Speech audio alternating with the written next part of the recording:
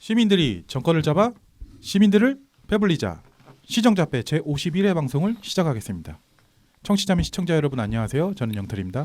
안녕하세요, 먹답니다. 네, 길겨줍니다. 네, 안녕하세요. 노원입니다. 대단히 감사합니다. 만수르 엔지니어입니다. 지금 한국 오늘이죠. 오늘 새벽. 그러니까 오늘 0시 기준으로 코로나 확진자가 어제 이제 신규로 440명이 나왔고요. 이제 누적 9만 명이 되었죠. 한국도 드디어 이제 10만 명을 바라보고는 있습니다. 그래도 뭐 다른 나라에 비하면 지난주에도 얘기했지만 워낙 적어서 티도 안 난다고 해야 되나. 경기도에서 요즘 되게 많이 나와요. 187명이 나왔더라고요. 그다음에 서울이 119명으로 이제 수도권에서 역시 많이 나왔고요. 지금 경남 같은 경우도 이제 그 어디죠? 진주였나요? 거기서도 목욕탕. 거기서 이제 단체로 나오는 바람에 또 많이 나왔더라고요. 그리고 백신 같은 경우도 67만 5천여 명이 이제 접종을 했고요. 1차? 네, 1차를 했고 화이자는 아마 2차가 이제 들어가기 시작할 거예요. 이 같은 경우에는 한 1점 몇 프로라고 하더라고요. 1차가 전체 이제 인구 중에 맞은 게 그 정도 돼서 다음 주부터는 65세 이상도 아스트라제네카 백신을 맞게 되었습니다. 근데 지난 주말에는 좀 떨어졌다가 이번 주 월화수서부터는 다시 전 세계 확진자 수가 늘어서 54만 명 어저께 기준인가 54만 명 그저께가 뭐 51만 명 전에 뭐 한 48만 명에서 다시 쭉 올라오다가 이제 주말이 들어왔는데 영국이 됐건 미국이 됐건 지금 우리가 사망자가 몇 명이 지금 20대 또 나와서 17명 18명 됐나? 네. 근데 영국이나 미국도 물론 사망자가 있는데 그 어떤 나라조차도 그런 강대국에서 인과관계가 확인되지 않았다라고 얘기하고 있는 상황이잖아. 그런 상황에서 우리가 우리는 인과관계가 있어 보여요라고 할 수는 없을 거라고.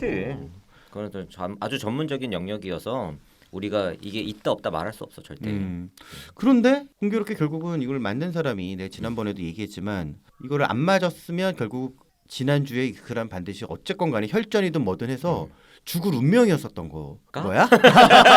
그런 의문이 들 수밖에 그치. 없죠. 만약에 안 맞아. 맞았어도 그때 그날 확실하게 돌아가실 분이냐라는 거죠. 그러니까 결국은 지금 계속 사람들이 그렇게 발생하는 걸 보면 아니면 달리 보면 같은 전달이든 전전달이든 동일한 증상으로 인해서 요양병원에 있었던 사람들 뭐 요양병원 보니까 20대도 요양병원에 있었던 사람들도 있고 뭐 50대도 있고 뭐 다 있긴 하던데 그 정도로 그 사람들이 그런 어떤 동일한 병증으로 해서 사망한 게 있었나? 라는 거를 좀 보면 부검을 다 때려야 되는데 백신 접종 이전에 그걸 다 일일이 부검을 때렸겠어요? 요양병원에서 죽는 사람이 한두 명이 아니잖아 우리나라에.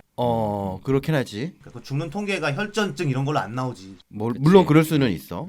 그러니까 이제부터 쭉 해서 요양병원에서 아마 안 맞은 사람 중에 뭐 죽은 비율이랑 맞고서 죽은 비율 이거 때려가지고 이제 이상적으로 뭐가 나온다 이런 식으로 하면은 되는데 그걸 우리나라가 조사할 수가 없어. 뭐 영국이나 뭐 이렇게 많이 맞은 데 있잖아요. 그런 데서 하고 해야지 우리가 그거 뭐 조사한다고 나올 수 있는 것도 우리가 아니거든. 해도 공신력 오케바리가 안 나와. 그거 하는데 몇 달 걸린대 그리고. 그거 그치. 제대로 찾는데. 어쨌든 지금 그 아스트라제네카 백신만 조금 더 주목을 받고 사람들이 거부감을 느끼고 있잖아요. 네. 근데 어쨌든 아스트라제네카 백신도 그 뭐 DNA 그쪽 유전 물질 관련한 백신인데 그럼 이 백신들이 뭐가 다 다른가? 그 보니까 백신이 크게는 세 종류더라고. 바이러스를 가지고 하는 백신이 있어. 가장 전통적인 그치. 거예요, 그게? 유전 물질을 가지고 하는 백신이 있어. 그리고 독소를 가지고 하는 백신이 있더라.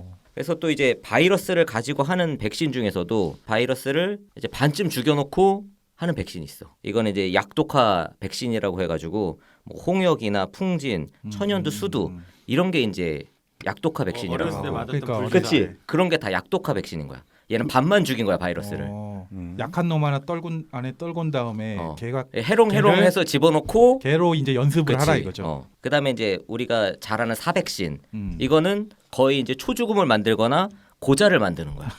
바이러스가 그러니까 증식을 못하면 죽은 것과 같은 상태라고 하네. 네, 바이러스는. 네. 그래서 이렇게 이제 고자를 만들어 가지고 집어 넣으면 진짜 이제 이거보다 더 약한 거지. 약독화 백신보다 그쵸, 더 약한 거야. 들어가면 이걸로 면역이 생기긴 하는데 이게 사백신이다 보니까 면역이 잘 안 생기기도 하고 효과가 좀 이렇게 확률이 떨어지나 보네요. 이게 지속 기간이 좀 짧기도 하고 그렇다고 하네. 근데 지금 중국에서는 이 코로나 백신을 사백신으로 만들고 있는 상태고 그다음에 이것과 비슷하게 그 바이러스를 가지고 하는데 바이러스의 이제 껍데기 모양 요거 단백질만 가지고 바이러스인 척 만들어가지고 만드는 백신이 또 있더라고. 그래서 요거 같은 경우도 지금 SK 바이오사이언스나 미국의 일부 회사에서 코로나 그 백신을 만들고 있어. 그러니까 이것도 사백신하고 비슷한 느낌인 것 같아. 근데 이제 껍데기만 가지고 하는 거고. 그 두 개는 진짜 이제 바이러스를 거의 되게 약화시켜서 넣는 거고. 진짜 쭉정이를 만든 거야. 겉에 모양 이렇게 비슷하게 해가지고. 하나는 저희 군대로 치면은 같은 군대에서 모의 훈련하는 그런 느낌인데요. 그리고 뭐 독소를 가지고 하는 거는 그냥 어떤 독에 이렇게 감염이 됐다가 면역이 생기는 경우가 있대. 그래서 그런 독소를 변형을 해가지고 독을 주입을 해서 이제 면역을 생기게 하는 방식이 있고. 근데 이제 우리가 이제 최근에 주목하고 있는 건 DNA 백신이나 mRNA 백신인데 이게 나온 지가 25년이 됐다 그래. DNA 백신 같은 또 경우는. 오래됐네요. 또. 그래서 DNA는 한 25년, mRNA는 한 15년.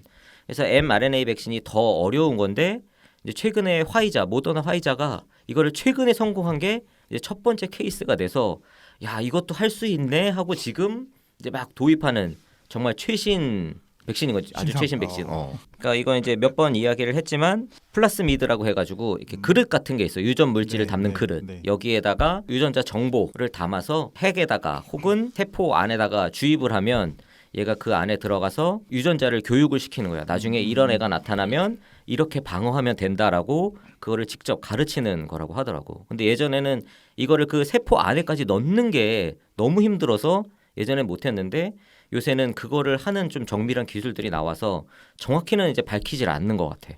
그래서 그런 기술들이 나와서 정확히 원하는 위치에 원하는 애한테 이거를 전달하고 교육시킬 수 있는 기술이 이제 나와서 이게 가능하다라고 하고 이게 이제 이번에 좀 효과가 명확히 이제 나오면 아마 여기에 대한 연구 자료나 뭐 이런 것들이 많이 나오면서 정확한 좀 방식이나 이런 것들이 더 공개되지 않을까 싶고 그다음에 지금 아스트라제네카 백신 같은 경우에는 바이러스 벡터 백신이라고 해서 다른 바이러스 안에 코로나 바이러스 비슷한 거를 만드는 그거를 넣어가지고 주입을 하는 거 이게 되게 말이 어려운데 그러니까 코로나 바이러스를 넣는 게 아니라 다른 뭐 노로바이러스, 유사 바이러스, 아데노바이러스나 렌티바이러스라는 이 껍데기 안에다가 그런 코로나랑 비슷한 안에 그 유전 물질을 넣어서 들어가면 얘가 코로나 바이러스를 만들지는 않는데 코로나 바이러스 가지고 있는 이 그 크라운 모양 있잖아.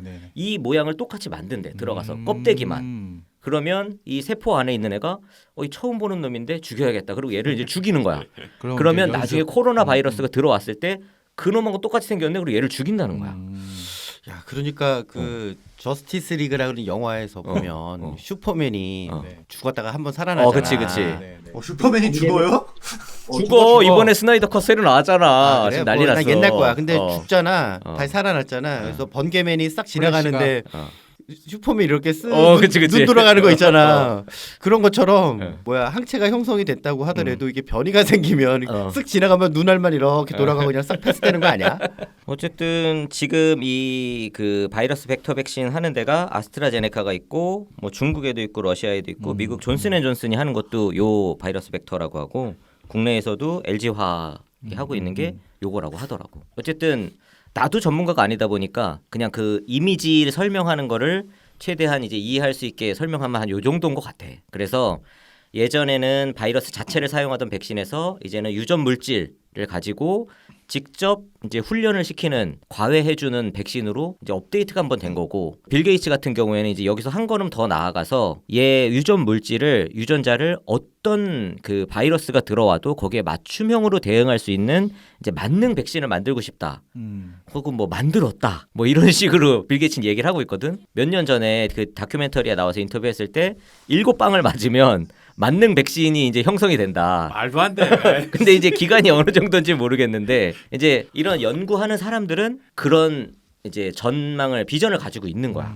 그래서 뭐 우리가 살아있을 때 그게 될지는 모르겠는데 사람들은 이제 그런 것까지도 지금 준비를 하고 있다. 그러니까 그 아저씨 음모론의 중심에 서지. 아니 근데 사람이 바이러스라는 게 계속 새롭게 나오잖아요. 그치. 그걸 어떻게 다 대응을 해? 지금 코로나도 대응하기도 어려워 죽겠는데 지금 몸이.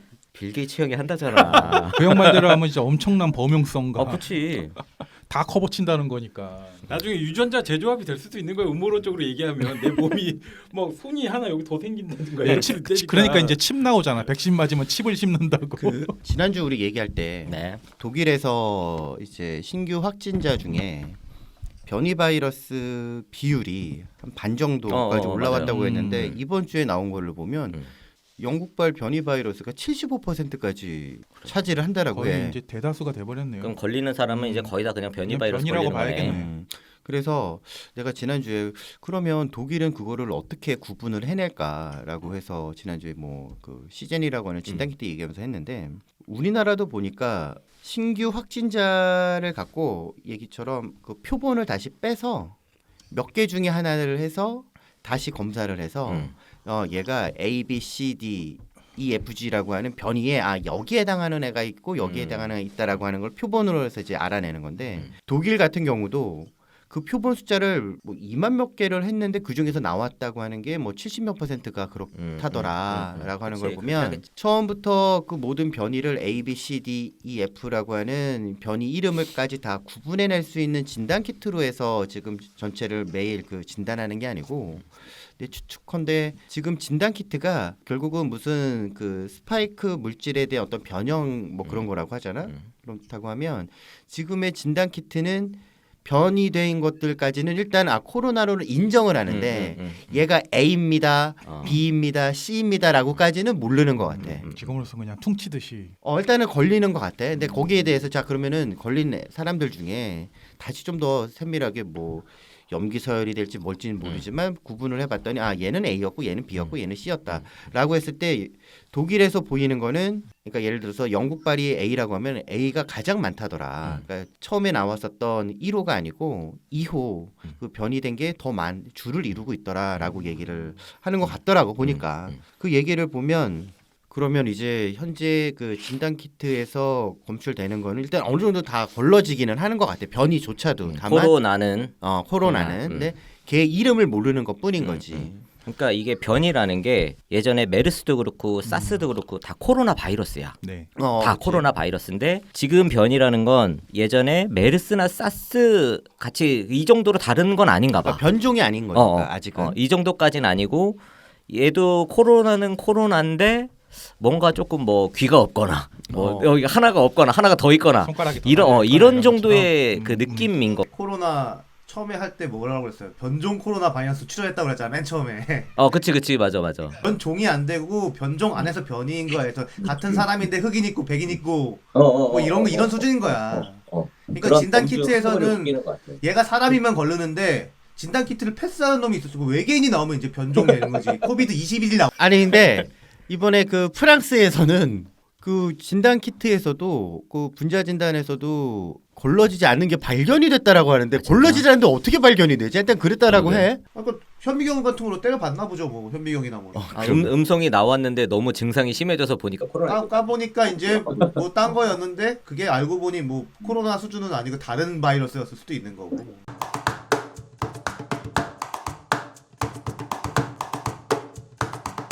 그 LH 후폭풍이 계속되고 있어요. 정부합동조사단이 2차로 또 발표를 했는데 지방자치제, 지자체 공무원들하고 지방 공기업 그 대상으로 조사를 해서 지금 또 23명이 더 추가가 됐어요. 광명에 10명, 안산에 4명, 시흥에 3명, 하남에 1명, 그리고 공기업은 부천도시공사 2명, 경기도공사 1명, 과천도시공사 1명, 안산도시공사 1명 이렇게 해서 경찰에 수사 의뢰 넘기기로 했고요. 잠깐만. 부천 도시공사는 걔네들은 뭐를 하는 거야? 뭐 이런 거 설비하는 거겠죠. 뭐 도로 이런 거. 걔네가 관리하고. 아파트를 줘? 아니 아파트가 아니라 시설물 관리 이런 거 하겠죠. 그 시설관리공단이 따로 그건 있지. 시설관리공단이 따로 있을 거라고. 경기도 시설관리공단, 뭐 부천 지부 맞아. 뭐 그런 식으로 따로 있는 거고 도시공사는 뭐지? 무슨 도시공사를 만들면 이제 아니, 경기도는 이해해. 그러니까 지을 수 있는 능력이 원래는 있으니까. 지자체가 이런 공사를 만들면 지자체가 지방채나 이런 거 만드는 그 발행하기는 좀 힘든데 공사나 이런 거는 상대적으로 좀 용이하다고 하더라고. 그래서 부천시장이나 이런 지자체장이 어떤 사업이나 이런 거를 할 때 시설관리공단 같은 거네. 맞아. 그런 식으로 이렇게 사업하려고 만들어 놓은 거지. 얘가 뭐 진짜 어떤 뭘 목적성을 하거나? 가지고 활약을 하기 위해서 만들었다기보다는 뭐 하나 이제 이 바지 사장처럼 내놓고 얘 명의로 이제 빚도 내고 사업도 하고 하는 그런 용도로 쓰는 거지. 그러니까 주차, 교통, 체육 사업, 생활 문화 뭐 다 하네. 어떻게 되는 거냐면은 재단이나 이런 걸 만들어서 돈을 쉽게 쓰게 하는 거야 이쪽으로. 그렇지. 구청에서 직접 쓰면 대가리 아프고 의회에서 지랄하거든. 맞아. 사업 벌리가 좋아요. 영수증 처리도 최고의 직장이지. 그런데 숨어 있으면 정권 잡으면 그런데 사장으로 가야 돼. 그러니까 뭐 장관 이런 거는 다 꽝이야. 아 그런 거 필요 없어. 자, 그리고 이 사람들은 토지잖아요. 땅 산 건데 토지 거래 말고도 신도시 개발지구 인접한 이제 기존 시가지 등에서 이제 주택 거래한 게 한 237명 확인을 했다고 하고요. 그 중에 이 조사 대상자 한 8,500명, 600명 되는데 이 사람들 중에 이제 개인정보 동의서를 제출하지 않은 사람이 127명이래요. 이 사람들은 특수본에 그 수사본부에 통보를 했다고 하고 또 이제 청와대도 이제 자체 조사를 한 거 나왔는데 지금 그 경호처 직원의 형이 LH 근무예요. 형수랑 같이 공동으로 3기 신도시 지역 땅을 매입했다가 걸려서 지금 대기 발령 상태라고 합니다. 야, 그거 댓글 봤거든. 문재인 정부니까 저렇게 조사해서 나오는 거다. 딱 그렇게 나오더라. 그래서 네 선생님 내가 딱 그랬다. 씨. 자, 그리고 이와 관련해서는 경찰을 중심으로 조사를 해야 된다와 아니면 검찰이 투입돼야 된다라는 의견이 지금 서로 대립이 되어 있는데요. 여당에서는 이제는 특수본에서 수사를 하고 난 다음에 이제 나머지 이제 부족한 점은 특검에서 마무리하기를 원하고 있고 야당은 지금이라도 검찰이 같이 들어가야 된다라고 했는데 결국은 검찰의 이제 수사 기법이나 이런 거 좀 도움을 받아야 된다는 게 지금 이야기가 계속 나오고 있어요. 아니 갑자기 특검 얘기 나왔다 해서 경찰이 아니 우리 보고 하라면서 특검은 웬 말입니까? 라고 했다가 아니 저기 그 직원뿐만 아니고 뭐 직계 뭐 존속 비속 다 조사해야 된다라고 했는데 저희는 그런 거 명령 받은 적 없는데요. 뭐 그러고 있다던데? 경찰 측에서는 어쨌든 기분 나쁘죠. 걔네 입장에서는 본인들이 할 수 있다 하게 시켜달라 해서 딱 줬는데 그걸 또 도로 뺏어가는 느낌이니까. 자, 그리고 당정청이 이제 앞으로의 대응책을 검토하기로 했는데요. 이제 부동산 관련 업무 종사하는 공무원들 있잖아요. 이 사람들은 재산 등록을 의무화하기로 한 게 아니라 검토 중이에요. 자, 그리고 앞으로 공무원이나 공공기관, 지방자치제, 지자체, 지방공기업 등도 그 이제 재산 등록하는 걸 의무화하는 걸 확대하는 방안을 검토 중이고요. 공무원이 부동산을 거래할 때는 사전 신고를 하는 제도를 그 도입을 검토 중이고 마지막으로 농지법 개정안을 추진을 하는데 이게 이제 농지를 취득할 때 심사를 강화하고 취득한 다음에 농지를 산 다음에 혹시라도 불법 행위가 발견되면 즉각 처분하는 명령을 내리는 것을 검토 중이라고 합니다. 확정된 게 아니에요. 그리고 또 이제 LH 분리 이야기를 그 박영선 후보 말고 이제 김진애 의원 있잖아요. 전 의원 후보가 뭐 주장을 했었거든요. 그런 얘기해서 국회 예결위에서 이제 정세균 총리한테 이제 그거를 국민의힘 누구였더라고 저 질문을 했어요. LH 분리할 이런 거 생각 있냐 그랬더니 뭐 검토하고 있지 않다고 발언을 했고 다만 필요하면 부분적으로 개혁을 하고 혁신할 수 있는 가능성이 있다. 저번에 해체한다고 그랬었잖아. 해체하고 해체해서 나눠서 이제 하는 거죠. 해쳐 보여. 아니야. 근데 지금은 해체는 아니야. 생각해봤더니 해체는 좀 의미가 없는 것 같고요. 그거를 살짝 업무를 좀 나눠서 해야 될 것 같습니다라고 하는 식으로 바뀌었던데. 그래야 장자리가 하나 더 생기잖아. 그러니까 해체는 아니래. 해체를 할 수가 없지. 하던 일이 있는데. 이해찬 씨가 네. 재미난 발언을 했어요. 저기 고위 공무원이나 뭐 국회의원들은 그래도 예전에 비해서 많이 좋아졌는데 저 하급도 이 새끼들 우리가 헤쳐먹은 걸 따라하려다가 걸린 애들 있잖아. 요번에 윗물은 맑은데 저기 어디 뭐라 그러니 육두품 애들이 이것들이 씨 어디 형님들 하는 걸 보고 따라해서 걸리고 난리야. 그러면서 위쪽은 물이 맑아졌으나 아래쪽은 아직 물이 좀 더러운 것 같다 라는 발언을 했더라. 그치. 정신머리 나간 것 같아 그 할아버지. 그러면서 그런 것들을 없애기 위해서는 우리가 재집권을 해야 된다. 그게 와, 저 멋있지 않냐? 그러니까 무서운 아저씨야. 다 갖다 붙여 그냥. 그냥 다 걸어 일단. 야, 최백은 씨랑 배틀 뜨면 재밌겠어. 요즘 최백은 씨 뭐 하나 모르겠네. 그래서 책 썼더라. 아, 그래? 그책 팔잖아요 요즘. 아 몰라, 몰라. 얘기하지 말자. 미안. 괜히. 난 최백은보다 난 요즘에 허경영이 더 웃겨. 그 얼마 전에 사진 봤거든요. 얼굴 허옇게 칠해서 난 그거 보고 솔직히 이 생각 들었어. 완전 저거 요괴다. 이 관련해서는 지금 계속 진행 중이니까 아마 다음 주 다다음 주도 이야기가 나올 것 같고 선거 때까지 이걸 질질 끌지 아니면 선거 전에 결과를 낼지는 모르겠어요. 그러니까 지금 선거 때문에 얘네들 지금 똥줄 탔거든. 근데 음. 갑자기 이제 안철수하고 또 오세훈이가 그 난리 쳤죠. 또 난리를 치니까 얘네 잠깐만 이거 봐라. 또 그러고 있을 거잖아. 음. 근데 나는 솔직히 오세훈은 난 진짜 좀 아니라고 봐. 야, 그래서 이제 박영선이 살짝 이제 긴장 타잖아. 그러면서 10만 원 주겠다라고 했단 말이야. 아, 나 네. 고민돼. 10만 원에 낚이나? 우리 집 40만 원이고 그거 일인당. 선거인만 주는 거 아니잖아. 그치? 아, 그래? 투표인만 뭐를 주는 못 거 봤어. 아니지. 내용을 못 식구 봤어. 두당 주면 그렇게 그치? 되겠네. 명당 주는 거지. 고민되네. 그걸 뭐 무슨 저 화폐로 매표 주네. 행위를 받아들여 마라. 고민되는데. 진짜 누구 말 맞다나 혹자가 그러는데 옛날에는 고무신이랑 막걸리 주고 1, 2만 원 설문조사하면 1, 2만 원 주고 했는데 이제는 세금으로 대놓고 생색낸다고. 주는데 예전에는 지돈으로 줬지. 그러니까. 요새는 세금으로 주잖아. 그 지돈 아니면 저 어디 유지한테 뜯던 그 걔네들도 그도 지돈이야? 그거 옛날에 주던 거. 아니, 어쨌든 그러면- 지가 뜯어온 돈이잖아. 안철수하고 오세훈이 만약에 둘 중에 한 명이 되잖아. 나는 안철수가 됐으면 좋겠어. 개인적으로 오세훈은 진짜 별로거든. 걔는. 근데 그 아저씨 보면 이번에 그랬잖아요. 자기 후보 된 다음에 만약에 그 부동산 다 걸려 지금 몇 개 있잖아요. 그 부동산 관련해서 뭐 이렇게 불법한 거 나오면 자기 후보 사퇴하겠다고 하니까 그쪽 이제 사람들이 뭐라 그러냐면 얘는 도박에 완전 중독됐나. 무슨 저 캐삭방을 그렇게 하냐. 근데 그래? 박영선의 10만 원 갖다가는 모자랍니다. 15만 원 불러? 20만 원 불러? 정도는 해야지. 국민의 이 1년 동안 얼마나 이 서울 시민들의 그 코로나 때문에 얼마나 힘들었냐. 레이스 하는 거야, 심신을 달래줄 수 있을 거다. 그럼 이제 못해도. 허경영이 100만 원 부른다. 나 그랬으면 좋겠어. 근데 뭐 서울도 서울인데 부산의 박형준. 아, 네. 그러니까 뭐냐면 이게 그 LCT 말씀이시죠? 뭐 불법은 없다라고 하지. 당연히 불법 뭐 없을 수도 있고 있을 수도 있고 그건 우리는 몰라. 근데 결국은 뭐 아들이 그러니까 보니까 재혼한 거더만. 네네.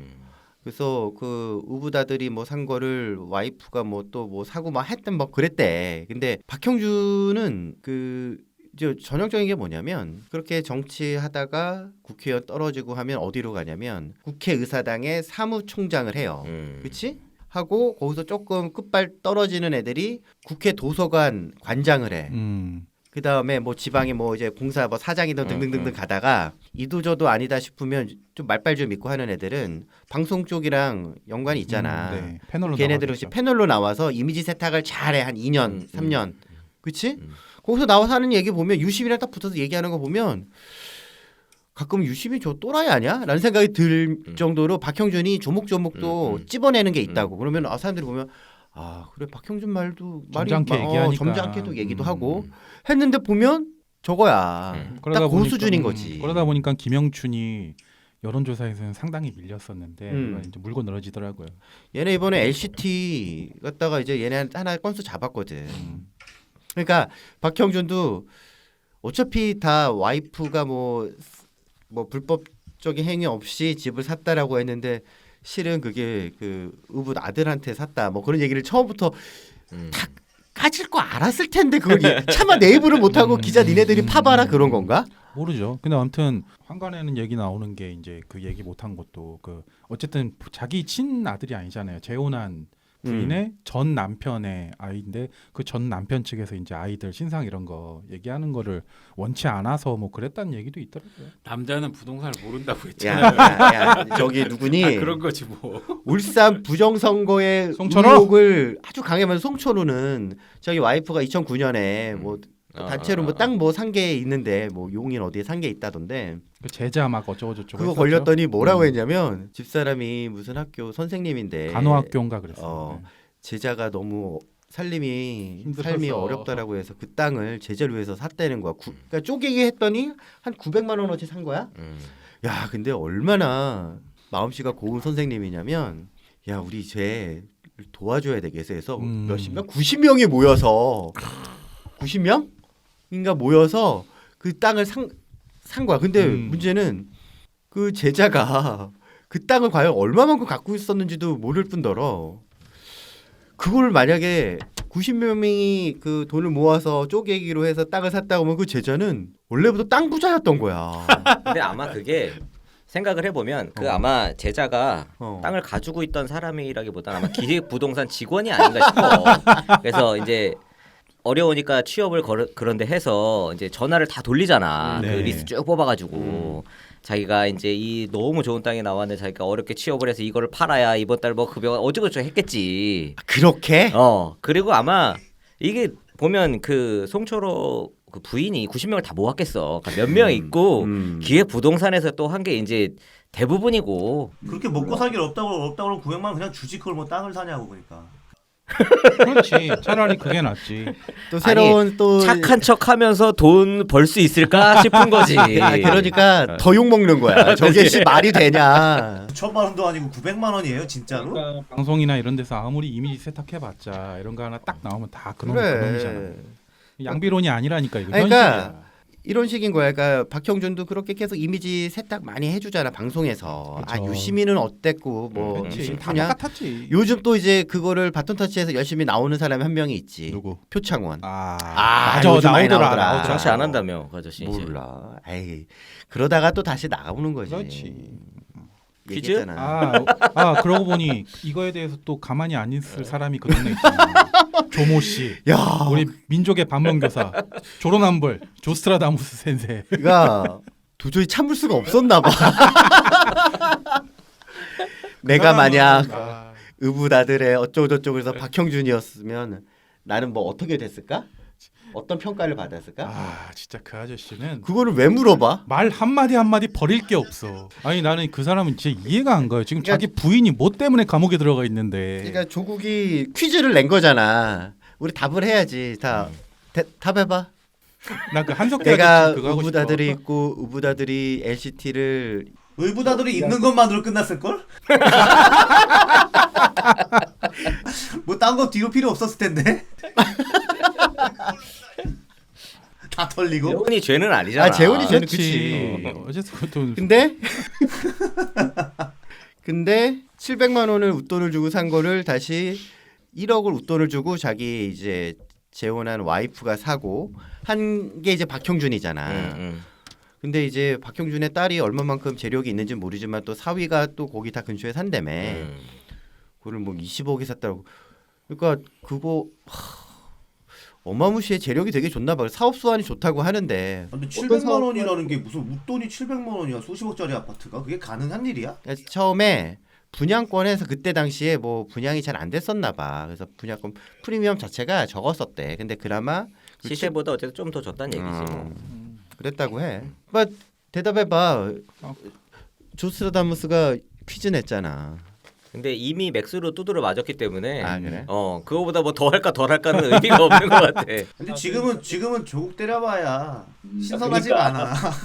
그거 저번에 그리고 조국 씨가 그것도 의혹 한번 자기 SNS 올렸다가 내렸어요. 욕 먹으니까.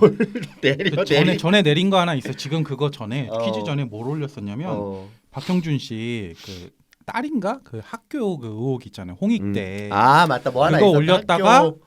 그거 올렸다가 욕을 바가지로 먹었거든요. 지금 당신 부인이 지금 뭐 어. 때문에 지금 감옥에 가 있는지 모르냐 하다가 내렸어 그건. 지금 조국 같은 경우에는 계속 나를 물라고 던지는 것 같아. 지금 언론에서 조국 물면은 저쪽에서 결집할 수 있거든 선거상으로.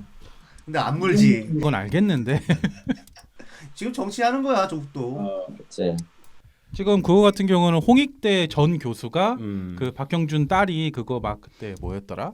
그러니까 외압을 넣었다 뭐 이런 거에 맞다고 했는데 박형준 씨 측에서는 그 당시에 딸 외국에 가 있었다. 말이 안 된다 이러고. 되게 많아서 기억이 안 나나? 자 근데 소리야 그게? 그 조국이 퀴즈를 냈잖아. 네. 내가 맞춰보면 LCT를 제대로 처음부터 그 비리 되게 얘기 맞아, 많이 맞아. 나왔잖아. 맞아. 박근혜 때 나왔었던 그렇죠. 얘기. 되게 옛날이야 그거. 아니야. 그러니까 올라간 지는 몇 년 안 됐고 아마 명박이 때서부터 공사 시작해서 맞아. 박근혜 때 처음부터 이렇게 허가 나고 할 때부터 말이 많았지. 그 낙검수 애들도 아마 LCT 그 비스무리한 거 막 걸고 넘어졌을걸요 음. 예전에. 그러면 이제 첫 번째는 그거지. 그 당시에 제대로 수사하지 않았었던 부산지검 애들 그 떡검들 나쁜 놈들인 거고 반대편에서는 거기는 그 검사장이 먹었잖아. 어? LCT를 받았어요 검사장인가가 걔가 부산에서. 아 그러니까 뭐가 있었어 다 그때 뭐 시장부터 다 받았잖아 LCT를. 근데 지금 그게 다시 수면 위로 올라오곤 있는데 뭐 여하튼 또 하나는 이제 그 족개문 애들은 이렇게 하겠지. 야 부산에서 태어난 사람이 부산에 집 한 채 산 거가 뭐 대수야? 야 부산 사람이 부산에 집 사면 잘못된 거야? 뭐 그런 거 아닐까? 그래서 부산 시장은 지금 김영춘? 네. 민주당 쪽은 김영춘이고 박형준 씨인데 지금 여론조사에서는 박형준 씨가 많이 앞서고 있어요. 얼씨구나 하고 있긴 부산은. 하겠지만 음. 박형준이 아직 앞서고 있지. 네. 그러니까 LCT 아휴 저거 20억 뭐 자기네들과 김영춘네 지금 민주당이 지금 이 개판 쳐놓은 4년하고 부산 시민들이 느끼기에 박형준 저 개 쓰레기 뭐 그렇게 거기에 대해서 반감을 갖고 표를 던질지 민주당이 지금 4년째 개판 쳐놓은 걸 갖다가 거기에 화나서 민주당이 김영춘 쪽이 아닌 이쪽으로 표를 던질지 어느 쪽일 것 같아? 나는 박형준이 이길 것 같아. 거의 이길 것 같아요. 그러다 보니까 이제 민주당 측에서는 그 부동산 문제하고 아이 입시 비리 그거를 이제 같이 물고 늘어져야 되는 거거든요. 왜냐하면 민감하잖아 거기에. 뭐 어떤 거? 아니 그런 걸로 안 부동산 입시비리 이런 거 뭐 어차피 민주당에는 없나. 뭐 그거 가지고서 그게 안 되지. 차라리 철수 형이 부산시장 나왔으면 쉽게 됐을 텐데. 김영춘이 내세울 게 그거밖에 없. 내가 그 아까 살짝 까먹었는데 이해찬 씨가 그랬잖아. 저기 고위직하고 국회 쪽은 많이 좋아졌는데 많이 좋아진 게 한 가지 있긴 있어. 뭐냐면 옛날에 민주당에 그 3선 4선에서 박기춘이라고 있었어. 김기춘 말고 박기춘. 그래? 박기춘 있어. 그 사람이 저 남양주 하여튼 어디서 걔도 군림했었던 애야. 그 사람이 국토위 상임 그 위원장인가 했었을 거라고. 걔도 결국은 건설 그 분양 대행 업체로부터 돈 받고 로비 자금하고 비자금 조성한 거에 연관돼서 2015년에 깜빵 갔어. 박기춘이라고 있어요. 그러니까 이 국토위는 꿀단지잖아. 그치. 모든 상임인 그럼요. 애들이 국방부는 안 가고 그 국방이 안 가고 국토위로만 가려고 하는 이유가 다 지금 이 LH에서만 봐도 알 수 있는 거지. 그다음에 LH는 요즘 보니까 뭐 땅 산 놈은 나쁜 놈이고 그럼 주택 산 놈은 안 나쁜 놈이냐 뭐 이제 그런 거잖아. 근데 요즘 이제 또 나오는 게 그 입찰 비리하고 이제 뇌물 얘기 나오더라. 그다음에 그 자재. 뭐 어제 오늘 일은 아닌데. 그 예전에 우리 돌아가신 우리 고모님 이 고모님이 옛날에 정책 아카데미 할 때 점심 식사하기 전에 저랑 수장님 기다리면서 얘기한 걸 들은 게 있는데 입찰 있잖아요. 그거 보면 이미 정해져 있어요. 그래. 어떻게 하냐면 이 사람들이 안에 쓰거나 이거 볼 수는 없잖아요. 미리 정해진 서류를 냉동실에 넣어놓는데요. 그러면 이제 거기 이제 그 할 때 돼서 거기 차가우니까. 넣으면 딱 하면 제일 차가워. 꺼내네. 그거 꺼내는 거야. 음. 그런 방법이 근데 지금도 그러는지 모르겠어요. 어디 영화에서 그런 어디서 경우가 나왔어, 있었대요. 그거. 고모님께서 그렇게 말씀을 해주셨거든요. 본인이 그 종사를 하셨으니까. 그때 딱 듣고 신박한 놈들. 막 김 날 것 지금은 같은데. 아닐 거야. 설마. 뭐라고? 막 그 냉동실 꺼면 막 김 날 거 아니야. 그 옛날 스포 같다 해야지. 아까 박기춘은 2015년에 구속영장 청구돼서 탈당하고 빵에 갔다 와서 지금 팔당 두물머리 수자원 활용센터의 이사장이네.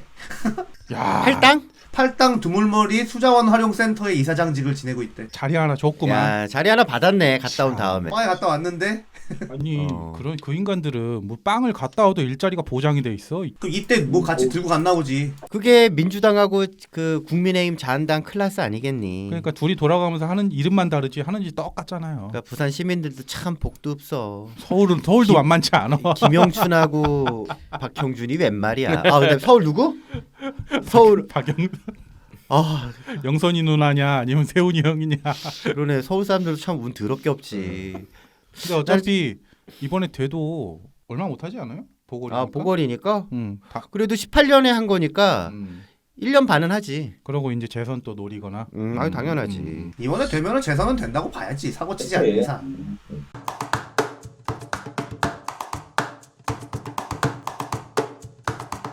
그 지난주에 네. 사실 미국 주식시장 특히 테슬라 주가가 많이 엄청 떨어졌죠. 올라갔다 내려갔다 올라갔다 그러니까. 내려갔다 지금 막 난리인데 사실 그 중심에 FOMC 그 회의가 있었던 게 좀 크다고 할 수 있는데 이게 어떻게 보면 주식하시는 분들이 이 거시 경제나 이런 게 돈 번하고 상관없으니까 뭐 이렇게 의미 없다라고 이야기를 하시지만 사실 주식 시장에서 대표적인 거시 그 정책 중에 하나인 금리에 대해서 엄청 신경을 쓰거든. 네. 그리고 이 FOMC 하고 나면 여기 이제 회의록에 나오는 그 경기 전망이라든지 현재 경제에 대한 평가라든지 앞으로 금리 정책에 대한 뭐 가이던스 이런 거에 대해서 엄청 신경을 쓰거든.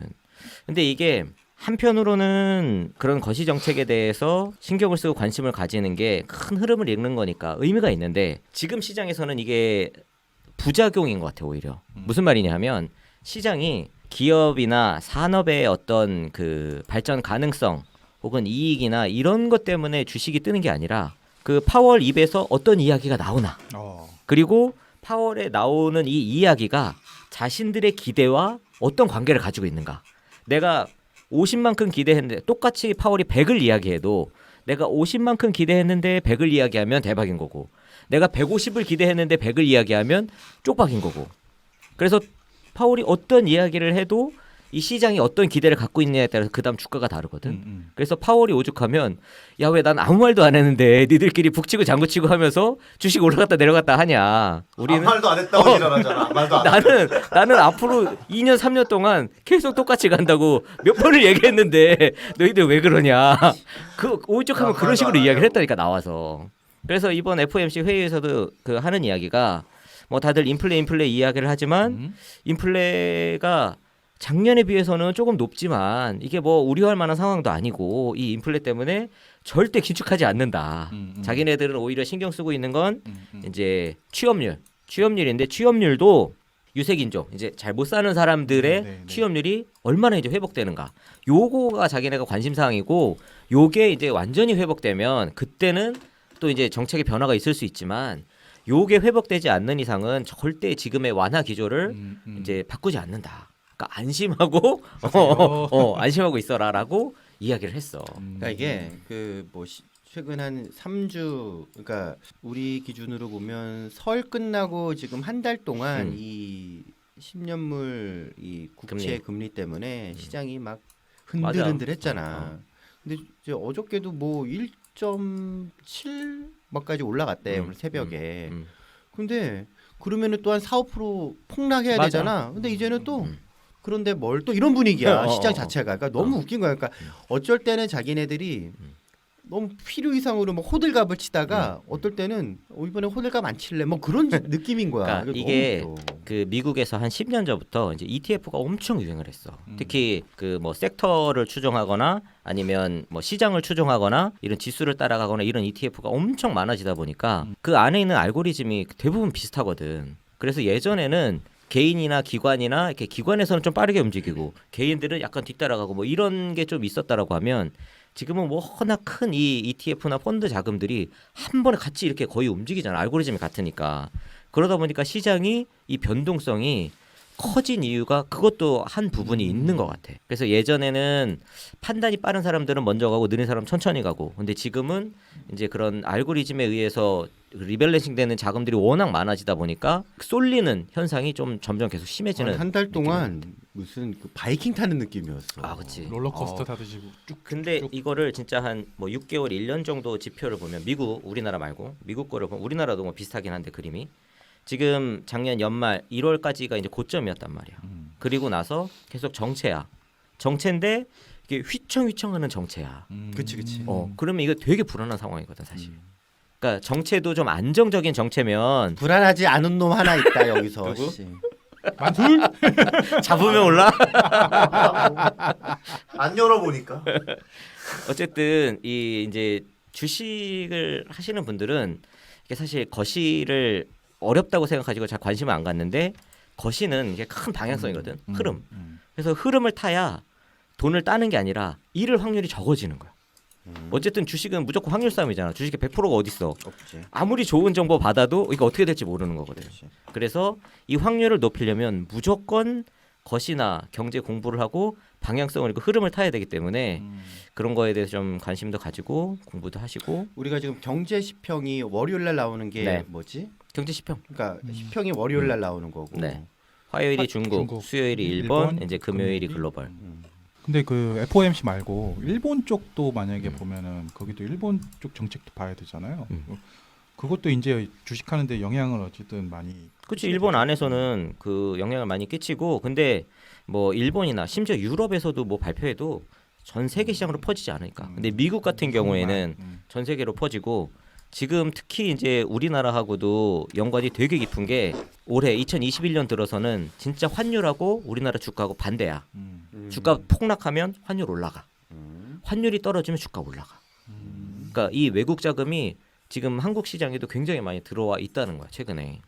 그런 부분들도 좀 참고해서 보고 하면 여러 가지 가능성들을, 그러니까 확률을 높일 수 있으니까. 그치, 매번 얘기하는 일반적인 것 중에 이제 환율이 떨어지면 환율이 떨어지니까 즉 우리 원화 가치가 올라가면 외국 애들이 많이 팔고, 그치. 그치?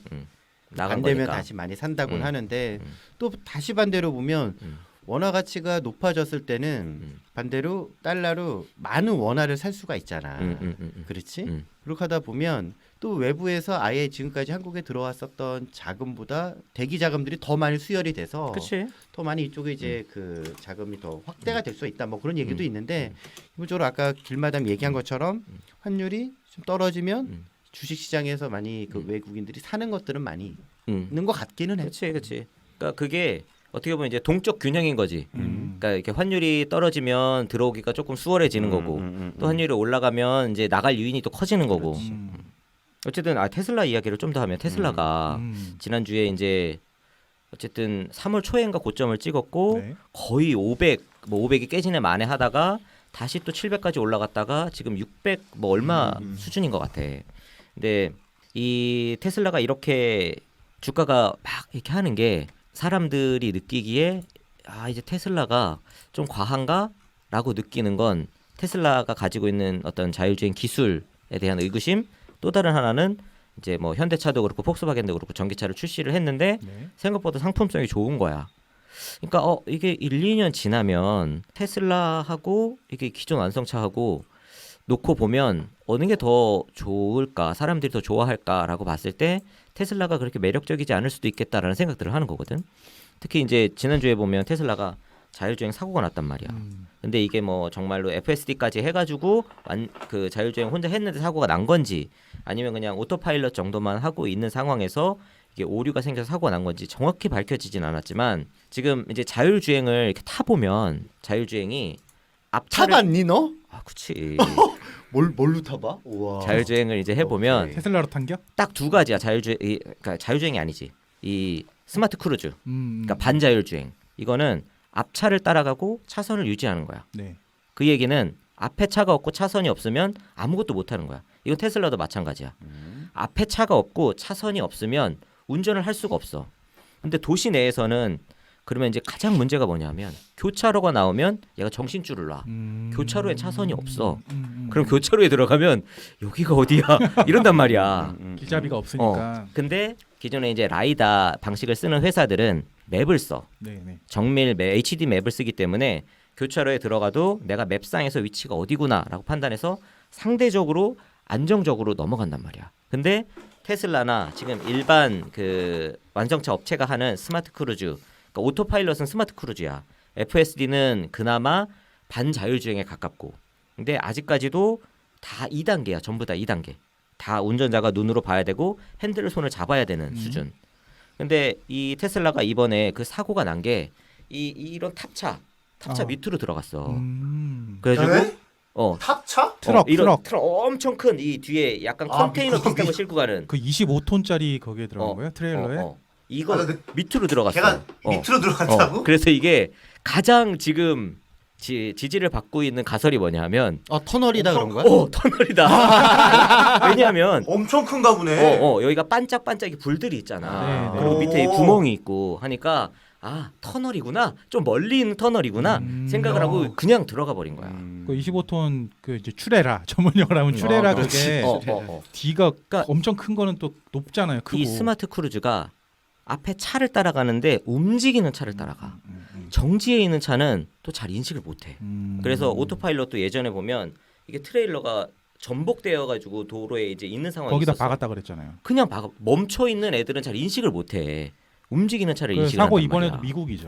이번에도 미국 추레라가 유럽이나 한국보다 더 크거든요. 그치. 같은 톤이라도. 추레라 원래 트레일러에 일본식 발음은 아니야. 추레라. 근데 추레라고 하지도 않아 일본도. 아 그런가? 그냥 한국식 변형이지. 그런가? 작년에 원래 일론 머스크가 자기가 이제 로보택시 하겠다. 말에 그 나온다. 얘기했었죠. 했는데 결국 이제 안 이제 됐잖아. 로보택시 얘기는 안 나와. 이제는. 대신 테크노킹 얘기하더만. 그리고 사실 그 지금 주가에 이제 사람들이 테슬라 주가에 로보택시, 보험회사, 에너지 회사, 뭐 빅데이터 회사 이런 게 다 녹여 있는 가격이야. 근데 이 중에 돼 있는 게 하나도 없어. 10년 내에 한두 개 될까 말까야. 그러면 사실 지금 테슬라가 가지고 있는 뭐 600, 700, 800의 수준은 내가 볼 때는 뭐 한 300, 200 이 정도 수준까지도 조정될 가능성이 굉장히 높고 2, 3년 안에 그 정도 가격이 될 가능성이 난 되게 높다고. 이거 제목만 잘 지으면 테러 당하겠는데. 그치 완전 테러. 그러니까 테슬라 자율주행이 완전 거품이야 지금. 자율주행이라고 부르면 안 될 정도로. 그 지금으로선 그러면 테슬라가 확실히 갖고 있는 건 배터리를 좀 더 요렇게 오래 들어가네. 쓰는. 저렇게 들어간 거야. 그러니까 저 빨간 불이 터널 그 안내하는 그런 것처럼 보고. 그러니까 우리가 볼 땐 구멍이 저렇게 작은 데 들어가 했는데 원근으로 생각을 하면 멀리 있는 터널은 작게 보이잖아. 네, 그쵸. 아까 멀리 있는 터널이구나 생각하고 차가 그냥 지나가 버린 거지. 그렇죠. 크다니까 그리고 그러니까 트레일러가. 지금 테슬라 가격이 되게 많이 올랐고 액면 분할해서도 다시 또 올라가고 그치. 막 해버렸잖아. 근데 지금 폭스바겐 같은 경우도 여태까지 전기차가 없었던 게 아닌데 걔네도 준비하는 시간이 필요했기 때문에 이제 그런 차들이 이제 계속 이제 나오고 있는 거잖아, 그렇지? 뭐 BMW가 그랬건 뭐 현대 기아도 그렇고. 그렇지, GM도 그렇건 현대도 그렇건 비슷한데 걔네들이라고 해서 테슬라만큼 얼마만큼 걔네들이 기술이 앞서가고 혁신적인지는 모르겠는데 걔네들이 그냥 다른 종전의 그 플레이어들이 열중샷 하고 있었던 거는 아닐 거잖아. 무슨 그 IT 회사랑 협업하고 어떤 반도체 인수도 하고 회사랑 그렇구만. 협업하고 한다고 하잖아. 근데 그런 것들이 이제 뭐 작년이든 재작년이든 계속 이제 나오기 시작했는데 점점 또 새로운 버전이 계속 나오는 지금 상황이 있는 거죠. 맞아. 그러니까 그러다 보니 한 인식이 잠깐만 여태까지 테슬라가 대빵이었는 줄 알았는데 폭스바겐도 앞으로 뭐 연간 뭐 5년간 뭐 100만 대인지 200만 대인지 판매하겠다라고 선언을 하지를 않나? 잠깐만. 여태까지 그 전기차는 우리나라 배터리 회사가 짱이었는데 막 그랬는데 알고 봤더니 폭스바겐은 자체 그 2차 전지를 직접 생산해 버리겠다. 했더니 이제 우리도 또 한 2주 동안 휘청했지. LG하고 SK. LG, SDI, SK 이노베이션 휘청휘청했잖아. 근데 작년에 가을인가 여름에 현대에서 정의선이 이재용 그다음에 그치, LG. LG 이렇게 만나고 다녔잖아. 근데 또 이제 폭스바겐 그 배터리 우리가 직접 생산하겠다라고 했더니 그런 얘기가 원래 작년엔가 있기는 했었어. 현대도 배터리 계속 직접 하는 하겠다. 이야기지. 근데 이번에 또 타이밍이 공교로운 게 현대에서도 배터리 직접 할 수 있다. 뭐 그런 얘기가 또 나와. 근데 이제 이게 산업적인 측면에서 보면 수직 계열화가 유리한 거는 제품을 안정적으로 받을 수 있고 싸게 받을 수 있고 그 부품이나 원료를 네, 싸게 받을 수 있어. 수직 계열화를 하면 빠르게 받을 수 있고. 근데 문제는 뭐냐 하면 혁신이 안 돼. 네. 왜냐하면 자기네 내부 회사이기 때문에 물량이 정해져 있어. 어떻게 만들어도 이미 사가는 게 정해져 있기 때문에 이거를 최신 제품으로 더 싸게 만들 유인이 상대적으로 적단 말이야. 근데 일반 회사들은 배터리만 만드는 회사들은 다른 회사한테 이걸 팔아야 돼. 그래서 다른 배터리 제품보다 더 싸게, 더 효율이 좋고 더한 이거를 계속 만들어야 되는 유인이 있단 말이야. 근데 그럴 것 같지. 근데 그렇지만도 않은 게 뭐냐면 결국은 그 위에서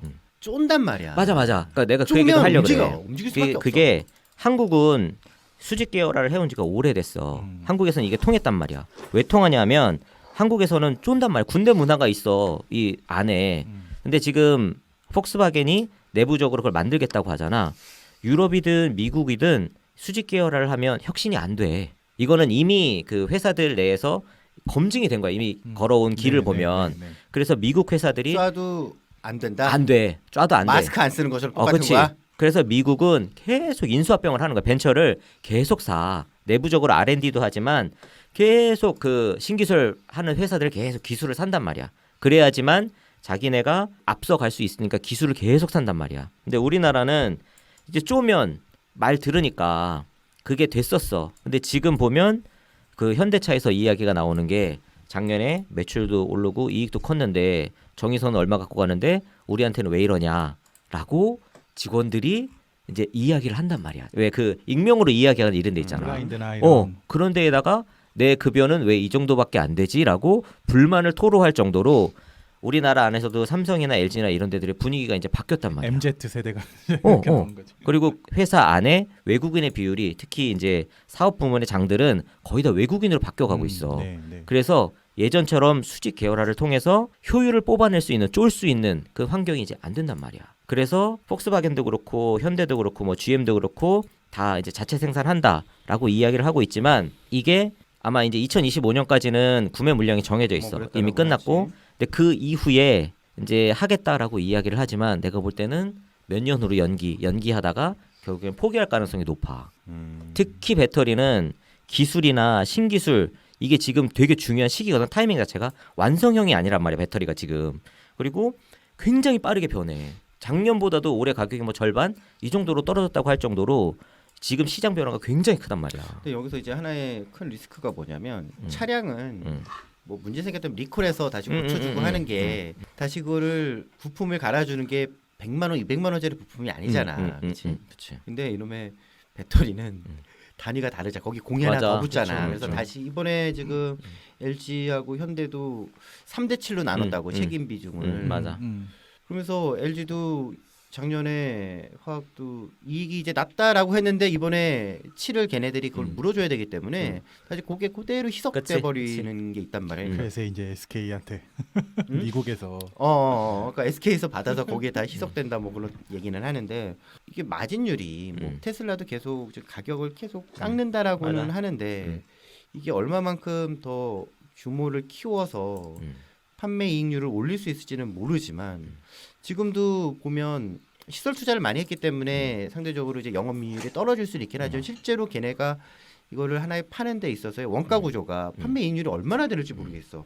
예를 들어서 40~50%인데 라고 하면 얘기는 달라지는데 지금도 일반 제조업 수준에 12~13%에서 맞아. 뭐 8%에서 12%라고 하면은 솔직히 재미없는 사업이긴 맞거든. 지금 이제 완성차 업체들이 왜 자꾸 배터리를 자체 생산한다고 이야기를 하냐 하면 지금 심하게 이야기하면 전기차를 사면 전기차를 샀는데 배터리가 달려오는 게 아니라 배터리를 샀는데 전기차 기능도 되네 라고 할 정도로 배터리의 비중이 큰 거야. 그리고 전기차를 만드는 프로세스 자체는 너무 이제 작아졌다라는 거야. 그 비중 자체가.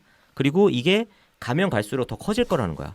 그럼 완성차 업체는 지금은 차를 이제 복잡한 차를 그럴듯하게 만들어서 비싸게 팔았는데 차 만드는 건 이제 점점 더 간단해지고 뭐 테슬라에서는 이제 앞으로 찍어 만든다고 하니까 그렇게 되면 우리가 할 일이 점점 없어지네. 완성차 업체의 가장 큰 지금 두려움이야. 그래서 자기네가 플랫폼도 하고 싶고 배터리도 하고 싶고 모든 이게 큰 굿즈를 잡아서 메인으로 남아 있어야 되는데 라는 고민에서 지금 하나둘 계속 지르는 거거든. 근데 진짜 뭐 LG 화학을 뭐 인수하거나 이런 정도 수준으로 하지 않는 이상은 완성차 업체가 배터리를 자체 생산한다? 어불성설해. 욕심이야. 안 돼. 그러니까 지금 진짜 완전히 큰 이 패러다임의 변화에 바로 직전이야. 그치, 그러니까 거기서 힘겨루기 하는 거거든. 그러니까 이게 큰 틀에서 보면 되게 재밌어. 그러니까 지금 우리가 되게 격변의 시대에 살고 있거든. 이게 어떻게 보면 우리가 뭐 도요타나 GM이나 현대차 이런 글로벌 기업들이 10년 이후에는 지금 우리가 보는 모습하고 완전히 다른 모습의 회사가 될 수 있어. 누가 노키아 꼴 날지도 10년 뒤에 계속 저기 서울에서 누가 시장하고 있는 것도 되게 괴로울 수도 있겠다. 그리고 후보들 또 나와 그리고 걔들? 지금 사실 전기차를 진짜 다음 세대로 만들 회사는 아직 안 나왔거든. 무슨 이야기냐면 스마트폰은 우리가 들고 다니는 컴퓨터라고 이야기를 하잖아. 네. 그럼 전기차도 마찬가지로 타고 다니는 컴퓨터가 돼야 되는데 그런 정도의 이 기기의 어떤 용도를 변화시키는 회사가 없거든. 그냥 지금은 내연기관 석유를 태우던 차가 전기로 가는 차로 바뀐 것뿐이야. 그거 이상도 이하도 그냥 아니야. 동력원이 바뀌었을 뿐이죠. 그렇지. 근데 이제 뭐 현대 이번에 아이오닉에서 뭐 실내를 뭐 어떻게 하네 뭐 이런 뭐 V2L을 하네 마네 이런 거 하는 것처럼 조금 시도를 하고 있는데 아직도 안 나왔어. 그래서 테슬라가 그런 걸로 가지 않는 이상은 완전 쪼그라들 거야. 2025년까지 뭔가 하지 못하면. 자, 서학개미님들 길마담 엄청난 발언했습니다. 오세요, 물려들 오세요.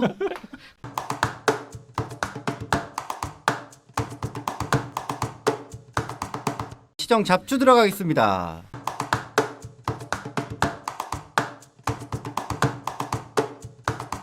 HLB가 이제 권리락이 발생을 하면서 이제 가격이 반가격으로 떨어져서 38,950원에 이제 장이 시작이 됐어요. 그건 한 14% 정도 오른 한 44,500원인가 하여튼 그 정도로 끝났어요.